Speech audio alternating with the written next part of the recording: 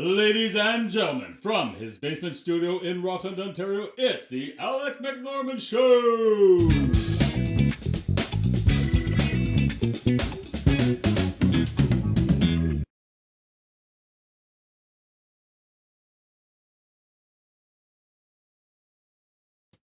Hello everybody and welcome to the Alec McNorman Show. This is episode number 3 and it's going to be a very exciting one. I have a special guest today. Frank Mio is going to be discussing his military career, his transition, his upcoming transition from the military, and of course his unfortunate battle with prostate cancer. As I'm putting the final touches on this podcast for today before I send it out, Frank is having his surgery as we speak, and we wish him Godspeed and best of luck, and let's hope that this cancer scare is just a blip in the radar and we can get back to riding our bikes and smoking and joking and having a good time in no time. Having said that, I also have my very first negative email that I get to read to you guys on the air. Although I am a little bit disappointed. I was hoping that I was going to get some, hate mail with regards to the content of the show, not so much an ad hominem attack from somebody hiding behind an alias, but it is what it is. There was some discussion between Linda and I and a couple of friends if I should actually read this on the air. But like I said, I'm a man of my word. I said that I would, so here goes. So the subject is what a crock of shit. Norm, you're a fucking joke with a Napoleon complex. First of all, you were not, nor were you ever, an operator with CSOR. Stop acting and saying you were an operator because you know it as well as the rest of us that you were a bitch. Although we appreciate support personnel, at least they don't prance around acting like they're fucking Rambo and understand and respect their positions within the unit. Someone close to you sent me the link to your pathetic and childishly slapped together podcast in quotation marks. And man, did I ever laugh at the bullshit you're spewing. You're a pathetic little man, Norm. You're only a tough guy on social media, but a coward when confronted face-to-face with those you talk shit about. You're a sad, sad little man, Norm.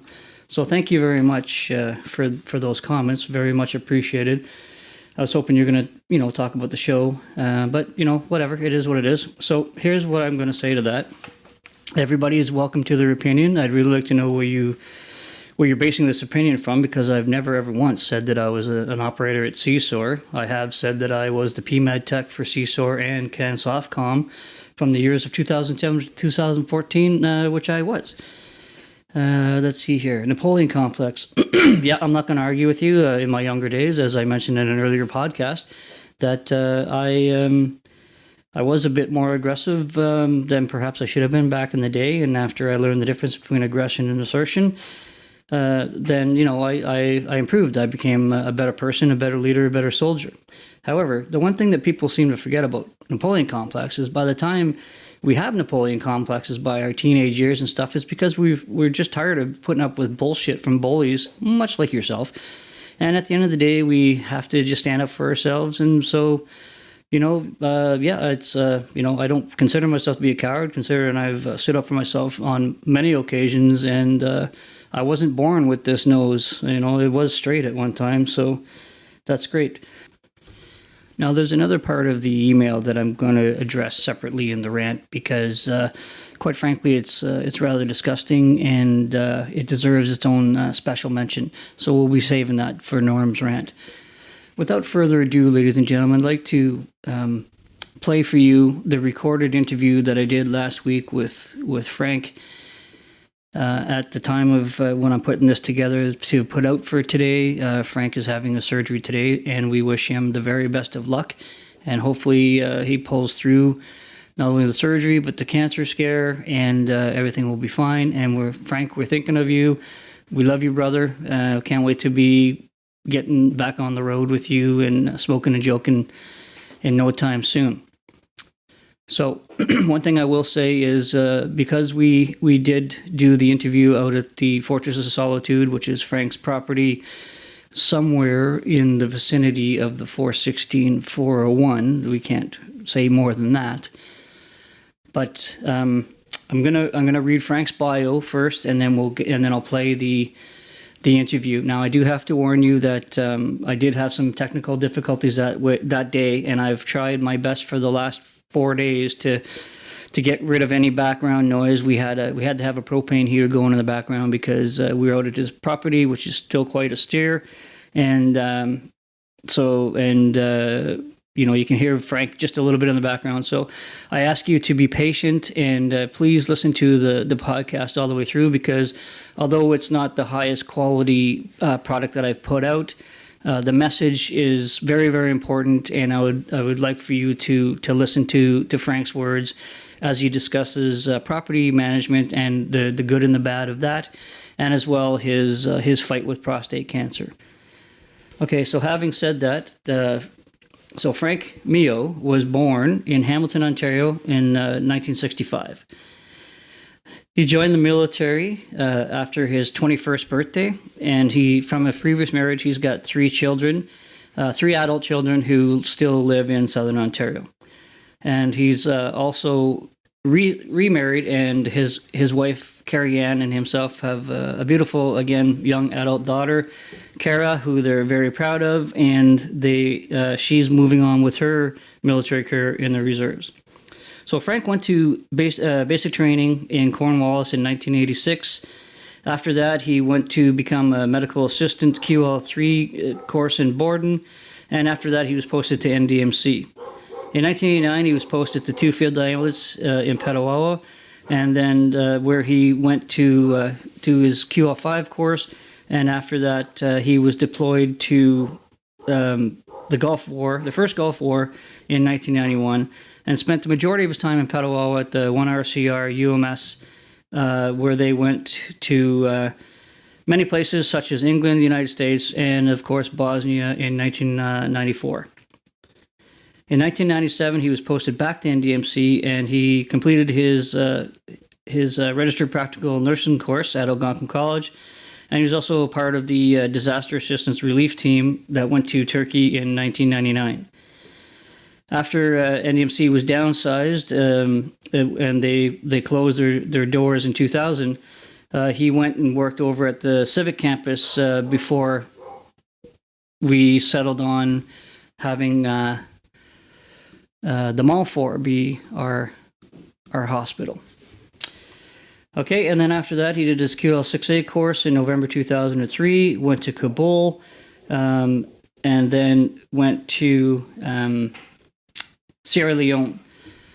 In between there, they were doing some downsizing of the reserves, so Frank released from the regular force in 2007, and just under 22 years of service, and he went to became a reservist and was promoted to the rank of warrant officer, and then moved up to master warrant officer when he became in charge of, Military Personnel Command Primary Reserve List as J1 Reserve Employment Supervisor at Canadian Forces Health Services.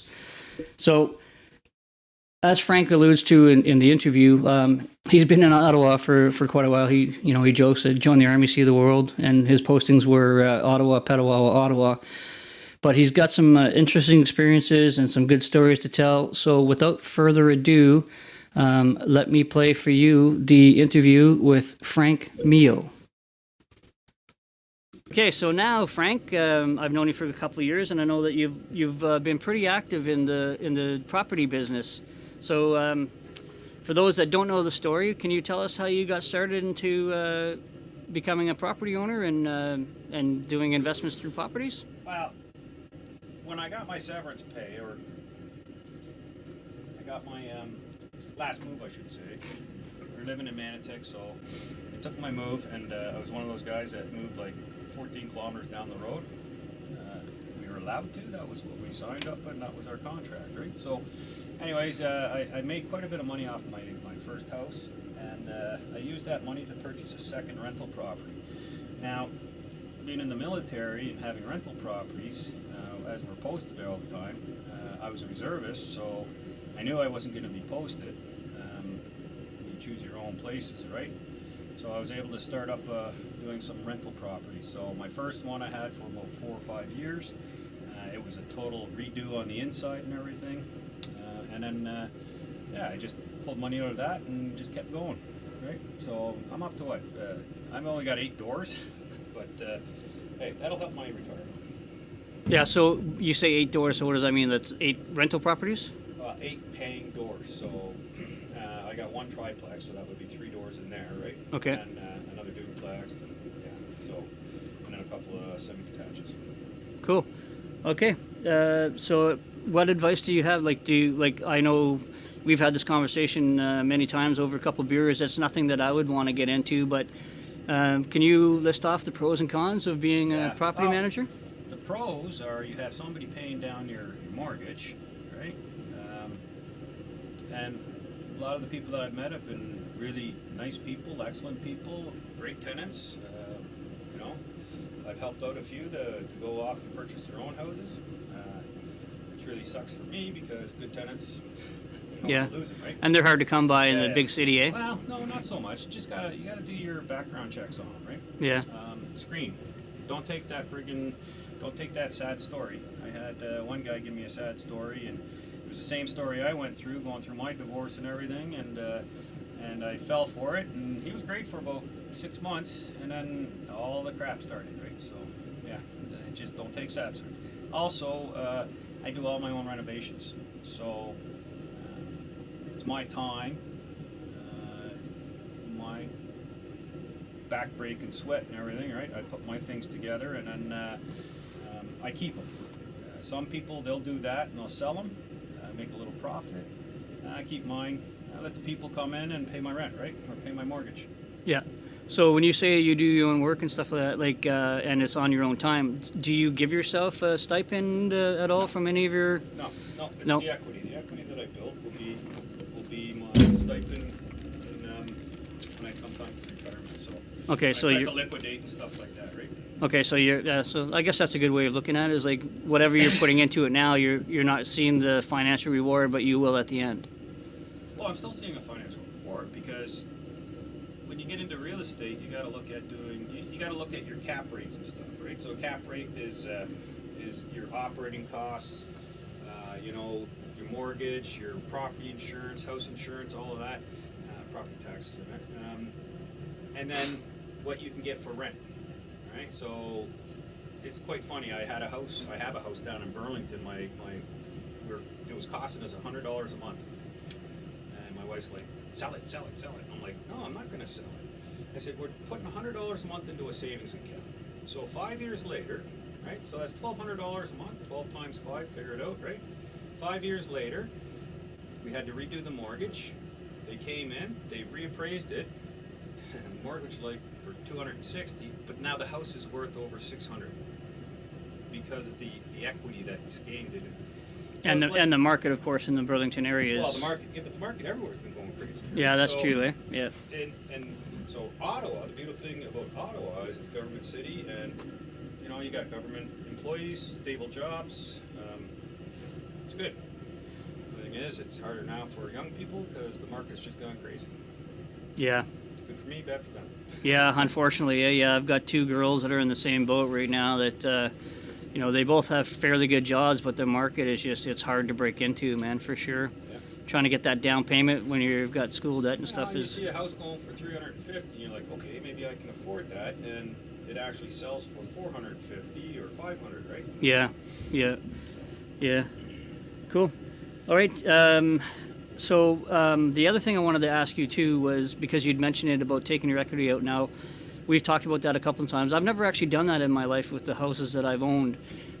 So let's say if you don't want to take the equity in your house and buy another property and then use it as property income, but just using your equity in your house for other things like debt consolidation or doing renovations around the house or whatever, is that something that you would recommend, or is that something that you would say in extremis? No. So right now, if you take a look at the interest rates, they're all-time low right now. So if you locked in at, let's say, 3%, and you've got another year to go on your mortgage, I'd be going to see a broker and refinancing my mortgage. What you're going to save over the long run, and what's going to cost to break your mortgage, a lot of times it actually works out better in your favor, right? So it's something to look at. Yeah, because the interest rates are so low right now.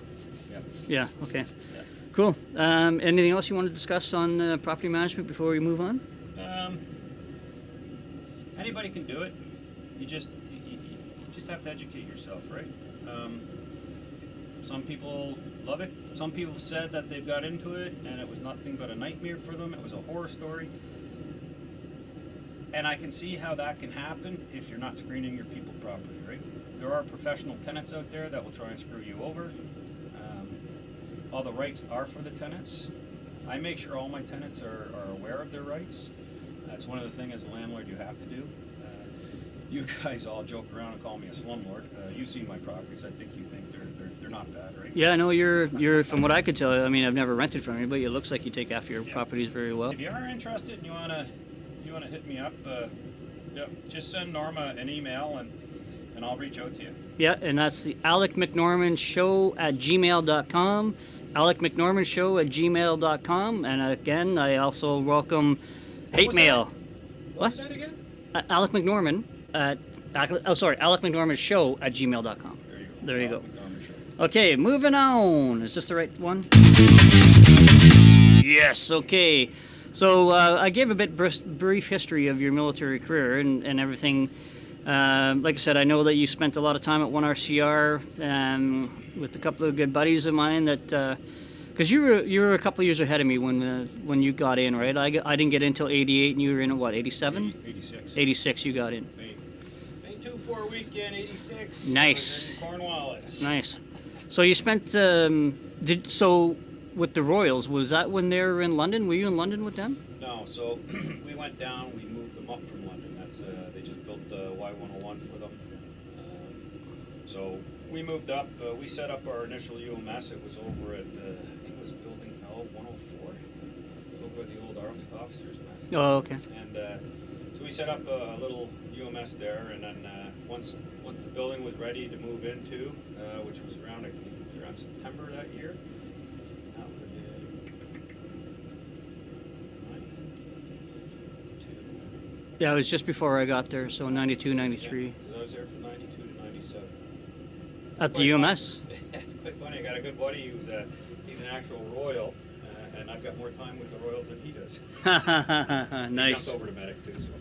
Oh yeah? Yeah. Okay. Mark Whitmore, if you're up there. Mark Whitmore. I know that name. I don't think I ever met him. He's though. out, he's out east now. Cool. So he became a medic too? Oh, nice. So you spent all that time at 1RCR, and then what? Petawawa or Ottawa? Or Yeah, I'm one of these strange ones. So my whole trade or my whole career, I've got 3 postings. So I joined in '86, Cornwallis, Borden. My posting was to Ottawa. Spent 3 years in Ottawa, then posted to Petawawa for 8 years. 5 of them with 1RCR and 3 with 2 Field Am. And then posted back to NDMC, Ottawa. And yeah, every time I've been there ever since, right? So I had 10 years there. 2006, went in, seen the career manager. My son was just starting to get into a little bit of pot, which is kind of funny because now it's legal. He was 12. He started smoking some might weed. say you're into a little bit of pot these days. And yeah, actually sit there and smoke pot with my kids now. Yeah. Anyways, he was getting into pot. He was living with us, so I asked the career manager if I could delay my PA course for a year, and he said, "Well, if you do, I'm posting you." I said, "Well, you post me, I'm getting it." And he said, "Do what you got to do," and I said, "Right." So I got out. At one time. Okay, now moving on to the topic at hand. That I don't think I'm even going to put in the music here because this is nothing really to make light of or anything like that. But you've recently been diagnosed with prostate cancer. Yeah, it was kind of ironic. Went in for my medical, my permanent category medical, and of course doing that did the PSA. Doc did the old digital exam. Said, "Oh, and by the way, if you're out there getting a prostate exam, guys, the doc slips his finger up you, push back, okay?" When he goes goes, "What are you doing?" Say, "Hey, you're wearing my ring anyways." So anyways.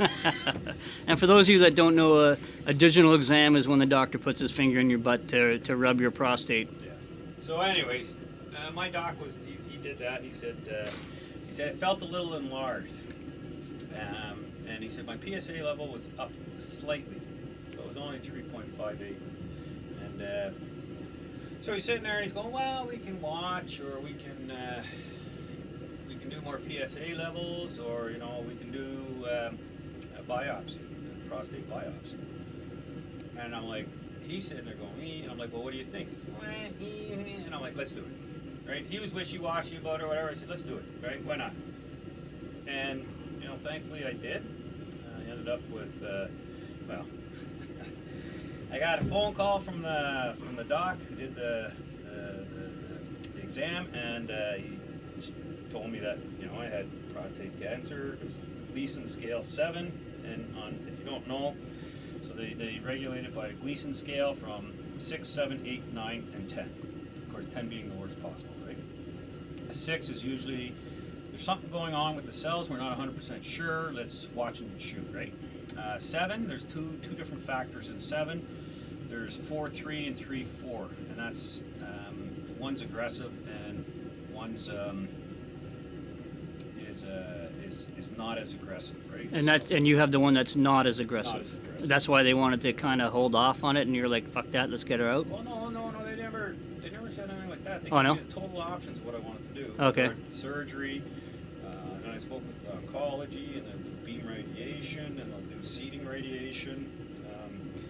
Thing is, so each have their pros and cons, right? So you do surgery, the pro is the cancer's out. They can do a full biopsy on the prostate, see how bad it actually was, and at that point they'll decide whether or not you need further treatment.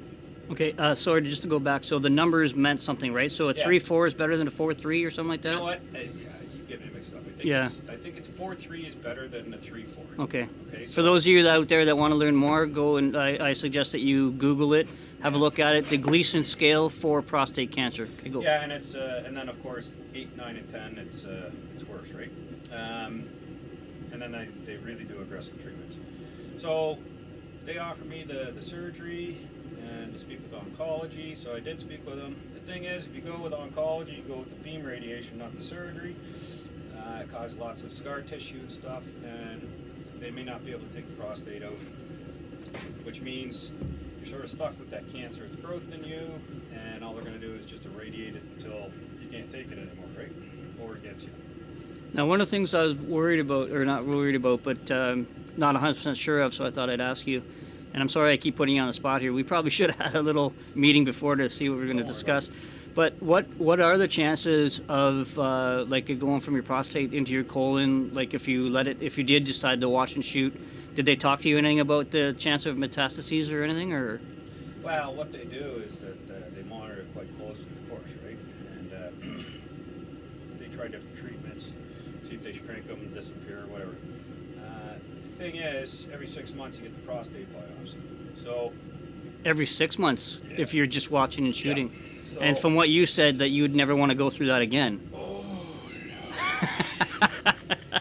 I'm gonna tell you guys, it's like a dildo, but a big one. And you know this how? Oh yeah, because I experienced it. Anyways, the only saving grace was it was a female doctor.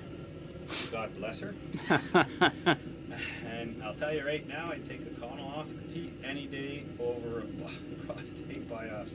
So anyways, you get it. If you have the surgery, that's one of the pros, right? If you have the surgery, well, you never have to worry about a digital exam again or a prostate biopsy. Well, there you go. Right, so pros and cons. The pros and cons. So pros to that was, the cancer's out. They find out the biopsy. They can find out how bad it was, really. Mhm. And then the cons to that is you can have some incontinence, and you can have some erectile dysfunction.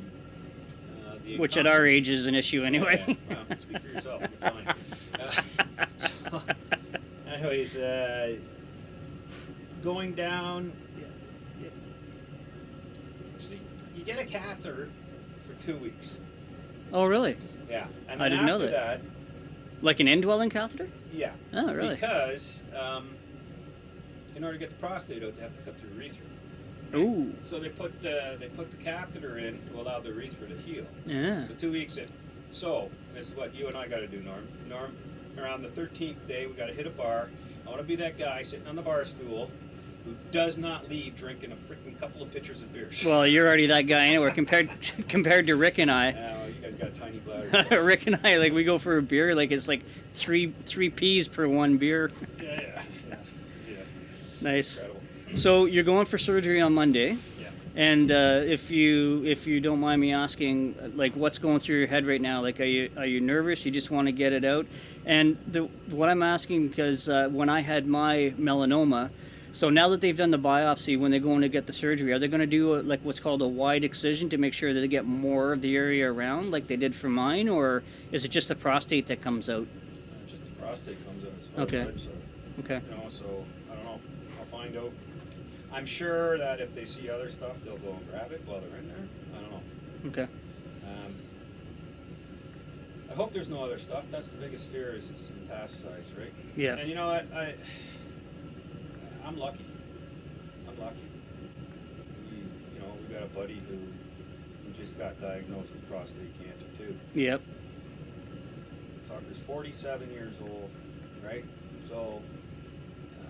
And for those of you that, I mean, it's already been on Facebook or whatever, so I won't say his name just because I haven't talked to him about it, but you know who you are if you're listening out there, my good buddy. Yeah, man. Godspeed, and we're thinking of you as well. Yeah, and his diagnosis, is he's got stage 4 and it's metastasized. Yeah. So, you know what? I sit here and I sit here and I think about what I'm going through, and I just can't imagine what he's going through. I can't. I absolutely can't. No, and that's the other thing too is like if I'm like it's been a while since I've had to do medical stuff, but like they don't even start checking PSA till you're 50, do they now? Or I can't remember. I don't know if we do in the military, but of course he's no longer in the military either, right? Oh, that's true. That's true. I know. That's true. I know on Civvy Street, because when I did my stint as a reservist, I got an OHIP card, so they sent me starting at age 50. They sent me to going in for digital exams, right? It's your time for your digital exam. So, guys, I'm going to tell you, docs don't like sticking their finger up your hoo-hoo, okay? Just as much as you don't like having a finger stuck up your hoo-hoo. But it's important, all right? It's really important. It's a silent killer. It just creeps up on you. You may be thinking, I know Norm's asked me this, signs and symptoms, what'd you have? I'm going to tell you, I'll be very honest. I had some burning ejaculations during intercourse, and I mentioned it, and I had urgency. I had to go pee. When I had to go pee, if I didn't get it out, I would piss myself, literally, right? So I mentioned that too. I went in and they did a cysto, find out, that's normal. But, PSA. Yeah, the PSA Just don't do the PSA. Do the digital as well. It's because some docs will just say, PSA is great. Yeah, we can find it with the PSA. No. Mine was still low, but it was that felt a little enlarged. And when I went in and had the prostate biopsy, the doc in there that she's looking, and she had to do a digital as well. Thank God she had some other fingers. Anyway, she had to do a digital as well, and she was like, your prostate felt fine. Really? Yeah. Interesting. Right? So when the surgeon talked to me, and then I called up and I talked to my doc, he didn't even know because he didn't even get the results yet. And So you got the results before your doctor did? Yeah. Interesting. He was flabbergasted. He was like, Yeah. This is not the diagnosis I was expecting. No, for sure. This was the furthest from my mind. He thought, we're just doing this and it's going to come back negative. Yeah. Wow. So that's what I mean, Pete, guys. Very important. Yeah, see, because like I just had some blood work and stuff done recently, and I made sure that my PSA was on there, but you're saying that may not be enough, right? Yeah. Because especially now that I'm out, like in the military, as soon as you go over 50, you're doing your medicals every 2 years.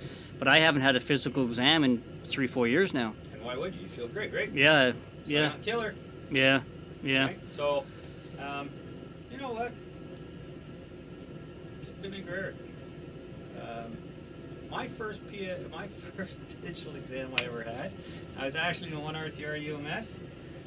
Homer Tien. Oh yes, Homer. I love Homer. Homer's a good guy. So Homer's sitting there, and I had some issue going on, and he's like, "Okay, we're gonna do a digital, Frank." I said, "Okay." So I'm up on the table, my knees are up, and then that's when when he said, "Where do I put my pants?" And he's like, "Over there beside mine." And then you hear the glove snap, right? Yeah. And he's like, "All right," he says, "I'm gonna stick it," and I start laughing like a little schoolgirl, right? And he's like, "What the hell are you doing?" I said, "What am I doing?" I said, "Homer, we drink beer together. You got your finger up my poo-hoo." I said, "If this isn't funny, I don't know what it is, okay?" Exactly. He's like, "I've never had anyone laugh before." I said, "I've never had anyone have their finger up my hoo before." Well, anyway, without asking anyway. Yeah. Yeah, he asked. Nice. So, I mean, you know what? It is what it is. You can be all... and... Yeah.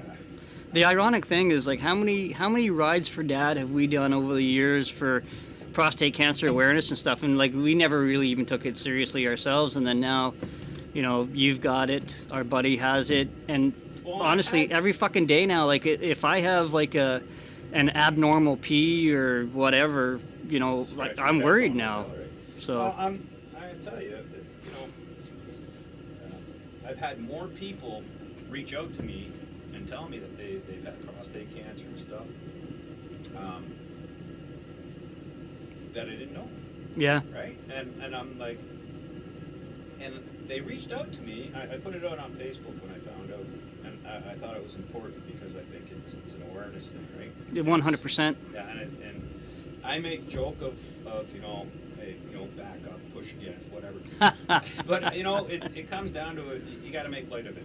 It's not a pleasant experience. Nobody wants to have that done to them. No. But I mean, it's for the better of the good, right? And it's one of those things, if you get it in time, you've got a better prognosis of beating it. Very big. Yeah. You know, the prognosis is like 97%. And that concludes the taped interview with Frank that we did last week. I'd like to thank him once again for his candid conversation and, as always, jovial sense of humor. It's always a pleasure to sit down and have a cup of beer and shoot the shit with Frank. The one thing, I did have to do some editing for time. So one thing I did want to make sure that Frank had mentioned that I felt was important, but I couldn't fit it in during the interview, is he would like to give a great shout out to Project Trauma Support, who is based out of Perth and works with PTSD sufferers in frontline medical, EMT, firefighters, police officers, and the like. He couldn't say enough things about how they helped him with his PTSD. So thank you again. Shout out to that to Project Trauma Support in Renfrew, or Perth, I should say. Sorry. And he also wanted to give a shout out to his friend from Burlington, who took the time out in one day to drive from Burlington to the Fortress of Solitude and back in one day to give Frank a very special gift of some Rick Simpson oil. And if you don't know what that is, feel free to do a Google search on that. It's Rick Simpson oil, and it's quite tasty. So without further ado, I would like to move on to Norm's rant.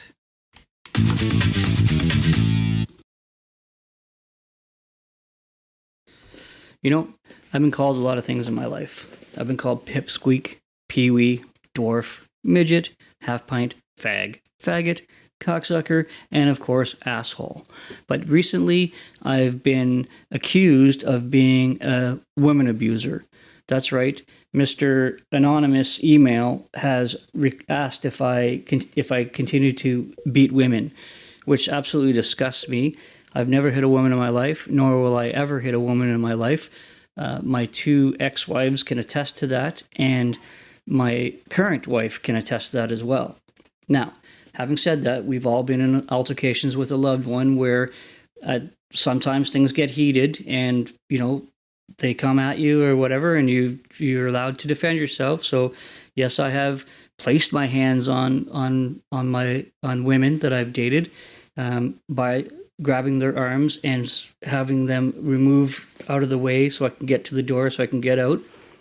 And one part, after I had been accused of assault at one time, when my first ex and I lived in Ottawa, after they did the investigation, I realized that it wasn't assault. It was so.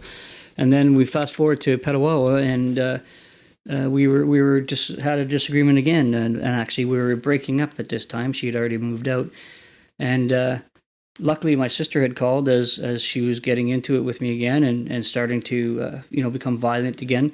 So I asked my sister to call the MPs, and the MPs showed up, and when they showed up and they were like, what happened? So I explained to them. I said, listen, like a couple of months ago, this is what happened, and I'm not going through that again. I'm not going through that process again. So, so if you ever find yourself in that position where you are a male and you are having an altercation with your wife and things are getting physical, by all means, do whatever you can to get out of there, and call the police or whatever. Just get out of the situation, because there is no reason to ever strike a woman. Okay? So that's all I have to say about that. I will defend my reputation and myself to the ends of the earth. I am not an abuser. I find it appalling that any man would ever hit a woman. I was raised by a very strong female personality. My mother would absolutely 100% kick my ass if she ever found out that I raised my hand to a woman, and my father would do the same. So thank you very much for Mr. Anonymous calling me an abuser. I am not, nor will I ever be. And if you do find yourself in the position where you are striking women, I highly suggest that you get out and look for help. There are many resources out there now to help men with anger issues and all that other stuff. So once again, no, I do not hit women. I've never hit a woman, nor will I ever hit a woman. And if you find yourself looking like you are going to hit a woman, walk away or seek some help. And ladies and gentlemen, that is Norm's rant.